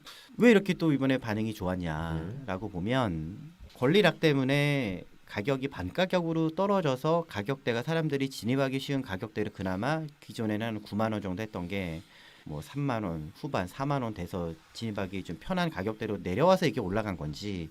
근데 무증을 하게 돼서 이번에 이제 수량은 반이 묶여버리는 거라서 유통수는 더 일시적으로 그러니까 신주 배정일이 4월 1일이란 말이야. 그때까지는 물량은 묶이는 셈이 된다라고 해. 그래서 근데도 불구하고 가격은 올라갔단 말이에요. 14%. 근데 이제 HLB가 그 정도인데 HLB 생명과학은 더 많이 올라갔단 말이에요. 그러니까 HLB보다 실제로 보면 한 25% 30% 정도 더 올라갔어요. HLB 생명과학 같은 경우는 뭐 주가가 아, 다 샀어야 되는데. 뭐만 샀어? HLB만 샀지. 나도 이 친구한테 얘기해주고 생명과학을 사라고 그럴 걸 막 그랬는데 그 사이에 샀더라. 가격이 한 14% 정도 올라왔는데 이제 그 배경에는 좋은 이제 뉴스들이 좀 있었어요. HLB가 폴첸 박사라고 하는 사람, 그걸 이제 이 약물을 발명한 사람으로부터 그걸 특허권을 다 이제 사오고 그 사람도 이제 유증에 참여해서 이제 일원이 됐다라고 했잖아요. 그러니까 그게 어드벤첸이라고 하는 회사였더라고 미국에. 계속 이제 발표는 해. 그러니까 뭐 지난주에 완전 관해라는 표현을 썼고 그런 게 완전 관해가 관찰되었다 막 등등의 것들이 나왔는데 중국의 항서제약의 캄렐리 주맙이라고 하는 면역 항암제 자체는 아직 FDA 승인받은 게 아니고 중국 내에서만 약품으로 이제 쓰이고 있는 거 승인이 이미. 돼서 사용이 되는 거고 걔랑 같이 이제 병용으로 하는 임상에서 뭐 간암, 폐암, 뭐 완전 간암 막 이게 나왔다라고 하고 이미 나왔던 얘기긴 하지만 10개 암종 중에 그다음에 15개 그 적응증에 완전 간의 사례가 보고된 바 있다라고 하는 거는 작년부터 계속 나왔었어. 근데 실제로 주가에는 별다르게 반응을 하는 요인으로는 작동을 못했지. 근데 이제 또 뭐가 나왔냐면 그러니까 종양의학 관련 전문지라고 하는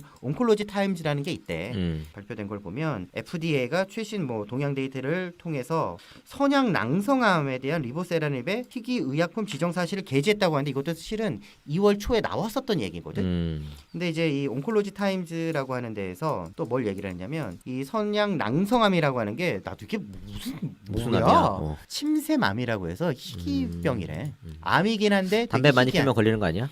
침을 많이 뱉어야지 걸리는 거겠지. 침 많이 뱉지 마십시오. 길거리에서. 근데 이 리보세라닙에 대해서 그 세포 독성 항암제가 이게 1세대 항암제거든. 2세대가 이제 표적 항암제, 3세대가 이제 면역 항암제라고는 하는데 뭐 안정성이 높은 베스트인 클래스라고 해서 동일 계열 내 최고 의약품으로라고 해서 치료 물질이라고 극찬을 했다라고 하는 그 전문 의학지에서 그게 기사로 나온 거야. 발표가. 그러면서 역시 이 HLB가 계속 이 항암 신약 물질 후보로 이 리보세라닙을 갖고 이 임상을 하고 있는데 이 약 자체가 아까 10개 그 암 종류하고 15개의 적응증에 대해서 완전 관해도 나오기도 하고 되게 하여튼간 좋은 데이터 결과가 나오고 있다라고 하는 거를 다시 한번 또 직접적으로 확인해 주는 것들이 나오면서 이번 주에는 원래는 반응을 안 했는데 이번 주에 좀 반응을 해 주는 것 같더라고. 그래서 이게 아까 얘기했다시피 주식이 좀 가벼워졌기 때문에 또 반응을 더 하는 건가? 내지는 지지난주에 예정이지 않을까라고 하는 증선위에 대한 발표가 좀 미뤄지면서 좀 분위기가 좀 바뀌어졌다고 했잖아. 그 영향이 좀 계속 오면서 이런 또 좋은 호재성 기사거리가 나오니까 이 반응을 더 한 게 아닌가라고 이제 볼 수가 있는데 우리가 유튜브 찍어서 그러네. 왜 그래? 우리가 띄운 거야.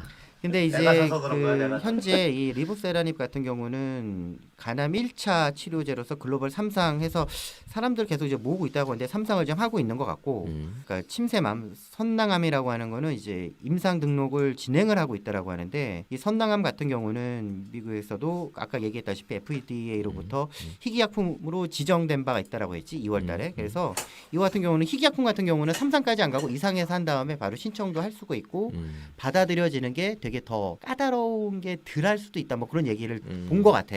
이제 그런 이제 분위기 상에서 반응이 이 주가에 대한 반응이 더 올라간 게 아닌가라고 좀 볼 수가 있는데 또 하나가 나왔는데 리보세라닙 중국명 아파티닙이라고 하는데 이제 중국에서 또 나온 데이터예요. 중국의 이제 공군 의과대학이라는 데서 아 이거는 좀 생뚱맞았어. 공군의 의과대학이 있는 거야. 근데 미국은 군대의 의과대학이 좋아. 아 그러니까 이거 군대 병원도 중국이잖아. 중국도 그런가 그렇지. 보네. 아 그런가? 어, 오케이. 그래서 이제 거기서 827명의 뭐 골 및 연조직 뭐 6종 환자에 대한 데이터와 뭐 최근 뭐 수년간 발표된 21건의 관련 연구 자료를 뭐 메타 분석해서 또 스위스의 의학 학술지 그러니까 프론티어인 온콜로지 그러니까 온콜로지의 스위스 지사인 것 같아. 거기서 또 이제 발표를 했다라고 하는데 결국은 뭐 또 리보세라닙의 어떤 객관적 반응률 ORR이라고 하지. 그다음에 질병 통제율 DCR이라고 하는데 동일 기존의 그 약물 대비 아주 높게 그 효과가 아주 정말 잘 나왔다. 그게 바로 이제 육종 치료에도 좋은 대안이 될 수 있다라고 하는 게 이제 입증이 됐다는 식으로 이제 나왔단 말이야. 그랬는데 요거 금요일 날 나온 거는 HIV 그다지 처음에는 좀 반응을 하다가 나중에 별거 없이 그냥 끝났거든. 근데 이것도 결국은 HLB에서 제공을 한 거야. 보도 자료로서. 그게 이제 기사화가 된 건데. 자, 그러면 육종이라는 게 뭐야? 우리 육종 마늘은 알아도 육종을 모르잖아. 솔직히 육쪽이고 아, 이런 육종이잖아. 아재가 그렇지 맞아. 품격 떨어지게. 아. 그래? 그래서 육종이라는 걸 지금 찾아봤습니다. 이 악성 종양은 보통 이제 암종과 육종으로 나눠진다라고 해요. 근데 이제 암종이라는 거는 피부, 점막 등의 상피성 세포에서 생긴 악성 종양을 말하고 육종은 근육, 결합 조직, 뼈, 연골, 혈관 등의 깊이 들어가는 거네. 비상피성 세포에서 생긴 악성 종양을 얘기하는 게 결국 육종도 악성 종양인 건 맞아. 그렇지. 아, 이게 어디에 나왔느냐? 육종은 깊이 생기는 거고 암종은 이 상피세포, 그러니까 바깥쪽에 좀 생기는 거, 피부암 이런 건가 보네. 그래서 이 근골격 조직의 어떤 악성 종양을 육종이라고 부른다고 합니다.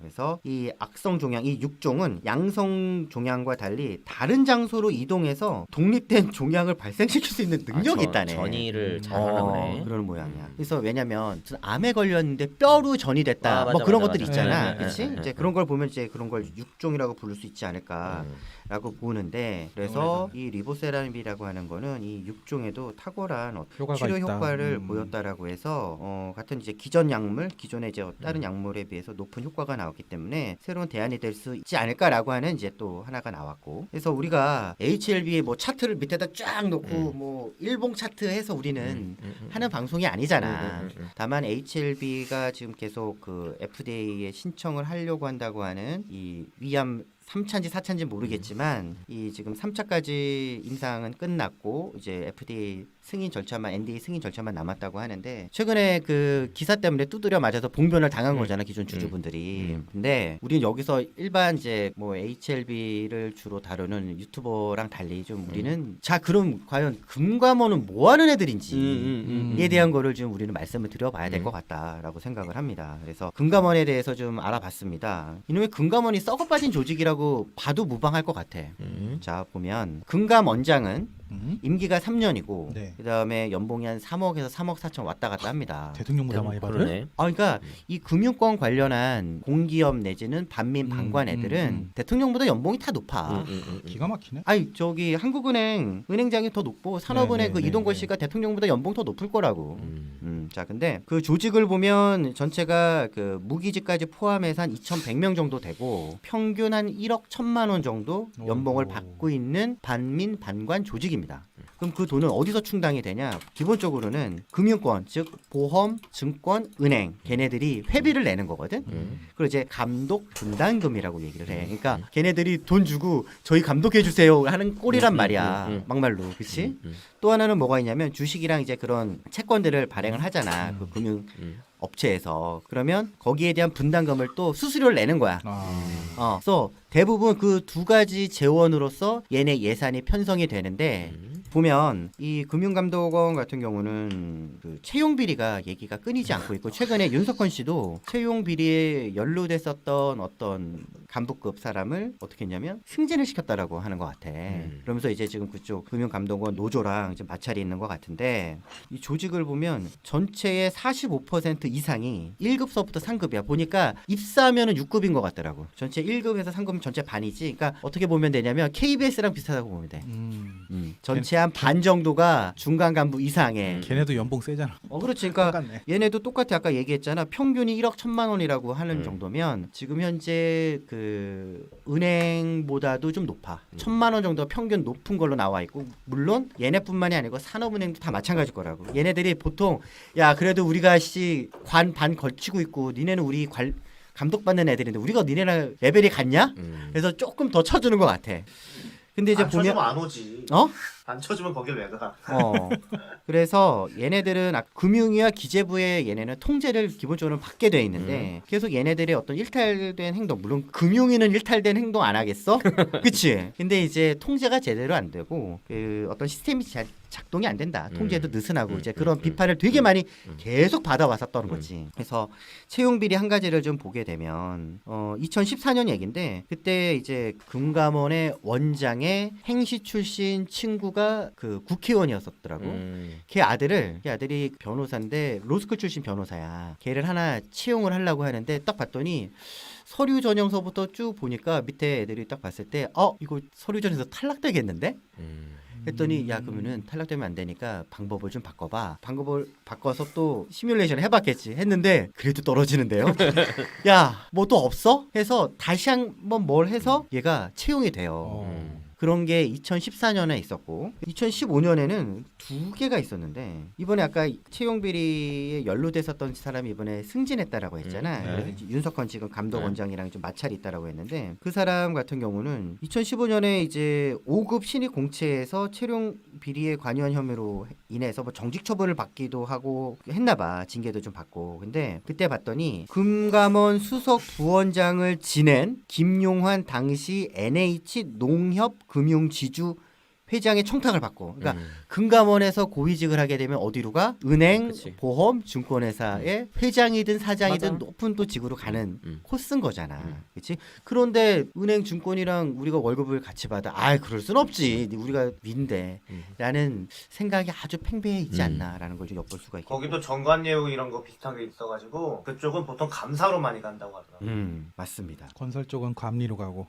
아예 그냥 저축은행 이런데 감사로 그냥 가서 3년 앉아 있는 거야 그냥. 앉아서 전화만 받아. 금감원 전화만. 그래서 그 사람이 결국 누구를 뽑아주게 되냐면 수출입은행 부행장의 아들을 뽑아주는데 혁혁한 공로를 세우지. 또 수출입은행도 만만치 않잖아, 그치? 그치. 밀어주고 땡겨주고. 야 그러면은 산업은행은 왜 안 나왔는지 모르겠는데 뭐 있지 않을까? 그러니까 그런 꿀 자리는 음. 금융위원회에서 가고 높은 데는 금감원은 좀 하급으로 가요. 아니 취업 비리. 취업. 금융위는 일단은 공무원 조직으로 들어가 있기 때문에.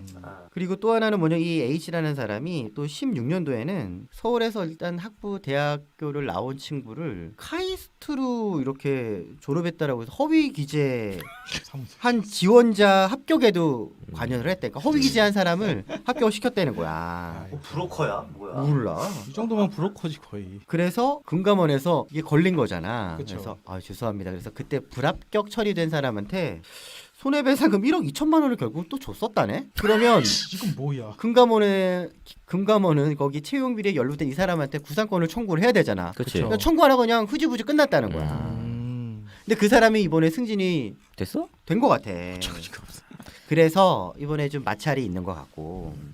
그게 여러분 금감원이라고 하는 곳입니다. 그래서 이번에 정부 바뀌면서 그 김기식 의원인가가 금감원장 가려고 그러다가 아. 오만 난리들을 쳐가지고 그치. 못 금감원 가게 한 게 금감원이잖아. 갔다가 바로 나왔지. 그치. 그러니까 하도 지랄들 해가지고 막 난리 났었잖아 그때. 막 음. 걔 얼마나 걔가 싫었으면은 막 언론이랑 막 난리 그치, 났었잖아요. 걔네가 비리도 비리인데 내가 또 금감원 또 한참 다녔었잖아. 그랬어? 이게, 내가 옛날에 사채업자고 할 때 금감원에 왔다 갔다 했다고. 사채업자를 할 너 때? 사채업자도 했어? 왜냐면은 그게 지금 은행하고 보험하고 증권 이것만 있는 게 아니고 중소서민 금융기관국이라고 또 있어요. 그래서 저축은행 사채업자 그쪽 민원 받는 거는 금감원에 거기 담당이야.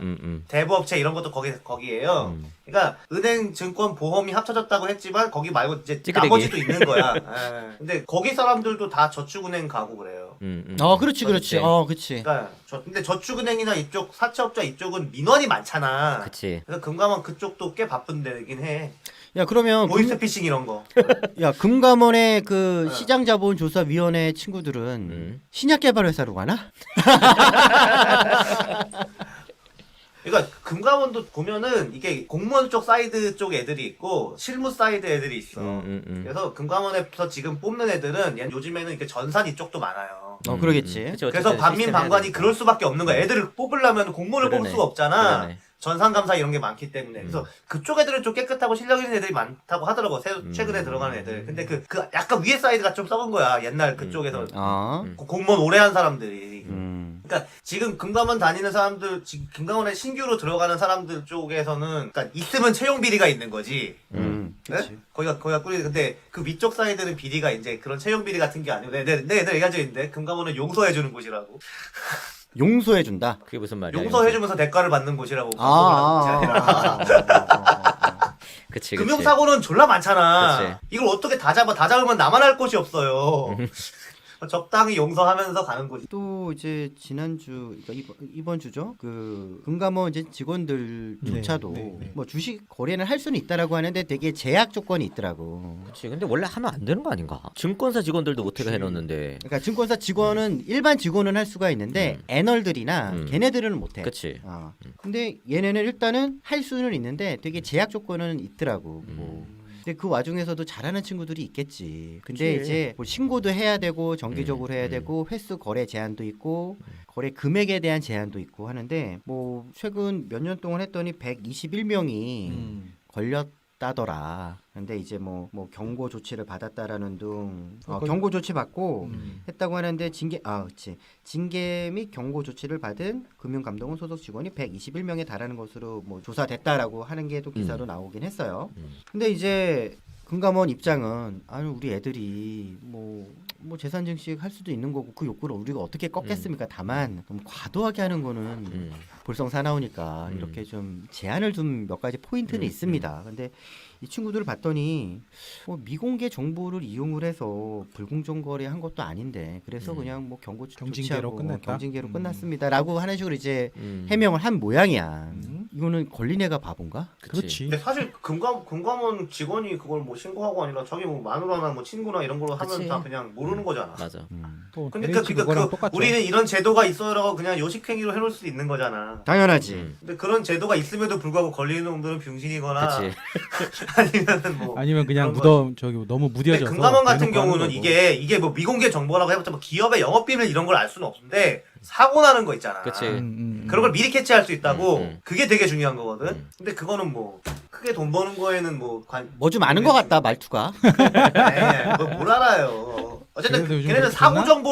사고 정보를 많이 알기 때문에 그런 거가 이제 유용하게 쓰일 때가 있겠죠. 자 그러면 우리 만수르가 얘기한 네. 것처럼 HLB의 허위 공시에 대해서 자조심해서 조사를 하고 있고 조사를 받고 있다라고 하는 거는 반민 반관 중에 반민은 아니겠네. 만수르처럼 그 전산 시스템이든 그거를 조사하는 팀은 민이랑은 아닐 수가 상관없는 있겠네. 거지. 그건 민이랑은 상관없다고 봐야지. 그치. 그럼 관이네. 그치. 관이면 아까 얘기했다시피 예전서부터 금융위에서 넘어온 애들도 많았을 테고. 그치. 그치. 한국은행에서도 많이 갔더라고. 그렇지. 그러면 고위직일 수가 있겠네. 가능성으로 보면. 그치. 그렇죠. 그럼 점점 용의자 아니, 선상이 좁아지는데? 그렇지 않아? 그러니까 그러니까 조선 비지에 노출한 놈이 누구냐고? 그렇지. 누굴까? 뭐, 당연히 고위직이지. 뭐 기자를 만나고 다니려면. 만났을까? 전화로 했을까? 어디에 저기 식당에서 밥 먹으면서 얘기한 거 아니야? 흘렸는데 그냥 아니면은 말았을 거 아니야? 여의도에서 금감원 사람들이 그냥 밥 먹으면서 얘기하고 있던 걸 기자가 옆 테이블? 들어가지고 기자가 막 쫓아다녀. 기자가 들었을 수도 있지. 근데 그런 식으로 들은 거보는 데스킹에서 걸렸을 거 아니야. 그렇지. 그치. 그러니까 다 알고 하는 거지. 그러니까 만약에 이렇게 해가지고 근데 우리나라는 뭐 그런 게 심한지 모르겠지만 뭐 풋옵션이나 이런 걸 어떻게 뭐 사놓고서 뭐 이런 이제 그게 있는지 모르겠는데 그래서 주가를 떨어뜨리려고 했다 그러면 진짜 그건 짤 잡아가야지. 그치. 그 정도까지 나쁜 짓까지 하겠어요. 알 수 없어. 그러니까 절대 우리가 이런 함정에 빠지면 안 되는 게 이런 정치권이나 이런 관료 사회 같은 경우는 그런 사람들이 선할 거다라고 하는 알지. 거기에 절대 기대면 안 되는 거야. 그러면 최악으로 나쁘게 보면은 두 가지 지금 여기 돈 벌 기회가 있는 거잖아. 그렇게 떨어뜨리면서 한번 먹고 나중에 회복될 때 용서해주면서 다시 먹고. 근데 이제 2주 전에 써야 할 증선이 HLB에 대한 허위 공시권 자체가 상정이 안 됐고 그러면은 4일이거든요. 그때 이제 다시 증선이가 열린다고는 하는데 그때 다시 이 허위 상정이 공시권에 될지. 대한 자존심으로부터 받은 이 건을 상정을 또 안건을 상정을 할지 안 할지 모르겠어. 다음 주로 또 넘어가게 되면 신주 배정일이 돌아와요. 4월 1일 4월 날. 초니까. 그렇지. 그러면 이제 다시 현재 다들 마이너스가 계속 무중에 참여하신 분들 같은 경우는 보통 이제 다 마이너스 50에서 시작을 했었을 거란 말이야. 지난주 월요일부터. 근데 이제 4월 1일이 되면 그 마이너스 50만큼 다시 채워진단 말이지. 근데 문제는 채워질 때 이제 가격이 중요한 거야. 올라간 상태에서 채워지면 더 좋네. 플러스가 되는 그렇지, 거지. 그렇지. 그래서 이번 주 이제 돌아온 주가 또 정말 중요한 한 주가 주네. 됐다. 그래서 HLB 생명과학은 정말 많이 일단 올라왔는데 HLB는 그거에 비해서는 아직 많이 회복은 못한 상태이긴 한데 내가 봤을 때는 이제 기대치야. 그러니까 뭐 HLB 주주분들도 그렇고 그렇게 봤을 때 이게 보통 이제 작년 뭐 9월 달이나 2월, 올 1월, 2월 가격을 보면 계속 9만 원에서 한 10만 5천 원에서 왔다 갔다 했었단 말이지. 근데 지금은 이제 그 전 가격으로 보면 9만 원 조금 안 되는 이제 8만 한 7천 원, 8천 원 정도 가격에 형성이 돼. 8만 8천 원 정도 가격에 형성이 돼 있는 셈이긴 한데 그게 이제 다음 주 또 어떻게 뭐 시장 또 분위기에 따라서 달라지기도 하거니와 이번 주 계속 나왔었던 이런 좋은 호재성 기사거리가 최근에 또 되게 회사에서는 적극적으로 내놓는 것 같아. 그래서 주식 가격으로만 보면 대충 그러니까 그러니까 그 무증 전 권리락 전 가격으로 보면 한 9만 5천 원에서 못해도 한 10만 5천 원. 지금 이제 무증 권리락 한 가격으로 보면 네 그냥 이 정도 가면 참 좋겠다. 그 기대치나 희망치 바램치로 얘기를 해보면 한 5만 2천 원에서 5만 5천 원 정도까지 다음 주 정도에 올라가서 안착만 해주면 이제 종전 가격으로 보면 10만 원 살짝 이제 올라가는 가격대가 형성이 되는 거거든. 그 다음에 4월 1일 이제 그 신주 배정일을 이제 맞이하게 되는 거지. 그렇게 됐을 때에 만약에 NDA 신청이라는 게 뭐 다음 주가 나올지 솔직히 다 다음 주에 나올지 두세 달 뒤에 나올지 그치. 솔직히 그거는 뭘 알 수가 없어. 근데 이제 그게 나오게 되면 어느 정도 가격이 회복된 상태에서 실제로 사람들이 많이 시장에서 원하는 그런 호재 뉴스가 나오게 되면 엄청나게 반응을 할 수 있는 가능성은 더 높아질 수 있지 않을까? 라고 하는 거지. 행복회로 돌리시는 건가요? 아니 이거 내가 행복회로를 돌리는 게 아니고 만수르 본인이 너 이번 주 샀지? 수익률이 좋던데. 어쨌든 HLB하고 HLB 생명과학이 이제 이번 달에 사업보고서 나오잖아. 작년 2020년도. 아직 안 나왔나? 아직 안 나왔더라고. 아. 그래서 작년에 보니까 일이 많았어. 그 어드벤첸이라는 회사도 어쨌든 12월에 인수를 했고 여러 가지 일들이 많아서 이게 이번 달에 나오는 사업 보고서가 좀 의미가 있을 것 같아. 그래서 그 사업 보고서 내용을 한번 보고 이제 가지고 있는 사업들이나 이런 것들도 한번 살펴보면, 그러니까 어쨌든 공모회도가 1,000억 이상 붙어 있다라는 건 사람들이 뭔가 찝찝하다라고 느끼는 거거든. HLB나 HLB 생명과학에 대해서 그런 것들을 한번 뭐 다음 달 정도에도 이야기를 해보면 도움이 되지 않을까. 그러네.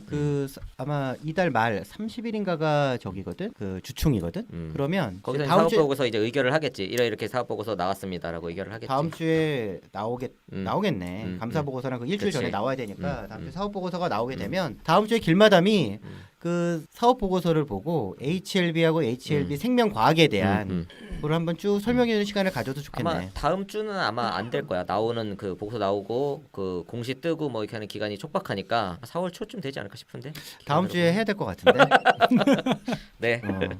그 다음에 우리가 이번에 이제 금감원을 얘기를 했지만 앞으로는 우리가 또 뭘 할 거냐면 식약처를 좀 들여다봐야. 아, 식약처. 식약처 문제 많거든. 또 이 제약 바이오와 뗄래야 뗄 수 없는 게 그치. 식약처 아니겠습니까? 그렇죠. 갑오브 갑이지 식약처. 야, 아우, 요즘 그 식약처가 열일하고 다녀. 무슨 제약회사 무슨 원료 성분을 조작했네 마았네 해서 조사 다니고 열일하고 있는 척을 하는데 식약처도 한번 조사해 보면 아, 금감원에 식약- 뒤지지 않을 거다. 식약처 애들 주식하는 집 까야 돼.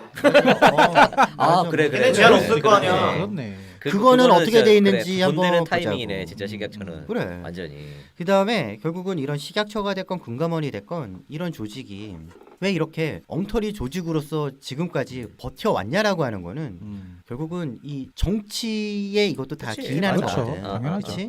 정치의 수준에 따라가는 거지. 딱 그거야. 음. 그래서 이번에 윤석열 총장 얘기도 나오고 뭐 대권 주자로서 물망이 오른다고 하는데 얼마 전에 김광수 소장님이 윤석열 총장이 앞으로 이런 방향으로 가는 게 그런 선택을 하는 게 정말 맞다라고 하는 방송을 하나 올리셨더라고. 그래서 이걸 보시는 분들이 유튜브에서 김광수 소장하고 윤석열 총장을 검색을 해보시면 김광수 소장님께서 윤석열 총장에 대해서 이런 스탠스를 취해서 나가야지만 의미 있는 역할을 본인이 할 수 있다라고 그치. 하는 조언 아닌 조언하는 게 있으니까 한번 시간 되시면 보시는 것도 좋지 않을까라고 생각을 좀 합니다.